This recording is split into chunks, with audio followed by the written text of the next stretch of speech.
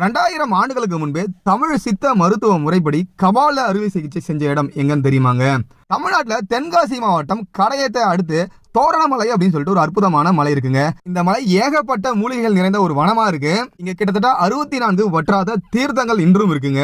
அது மட்டும் இல்லாம தோரணமலை முருகன் கோயில் அப்படின்னு சொல்லிட்டு ஒரு அற்புதமான முருகன் கோயிலும் இருக்கு. இங்க தாங்க 2000 ஆண்டுகளுக்கு முன்பு தமிழுக்கு இலக்கணம் வகுத்த அகத்தியர் சித்தரும் அவருடைய சீடரான தேரையர் சித்தரும் இருவரும் இணைந்து காசிவர்மன் அப்படின்ற ஒரு மன்னருக்கு தீராத தலைவலியை தீக்கிறதுக்காக கபால அறுவை சிகிச்சை செஞ்சிருக்காங்க.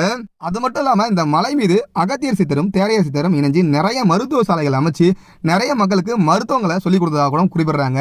அதற்கேற்றாறு போல இந்த மலையில நிறைய இடங்கள்ல மருத்துவ குழிகள் இருக்கு. இந்த மலையை சுத்தி ஏகப்பட்ட அபூர்வ மூலிகைகள் இருக்கு. அது மட்டும் இல்லாம இந்த இடத்துல கோடை காலத்திலையும் வற்றாத 64 சுனைகள் இருக்கு.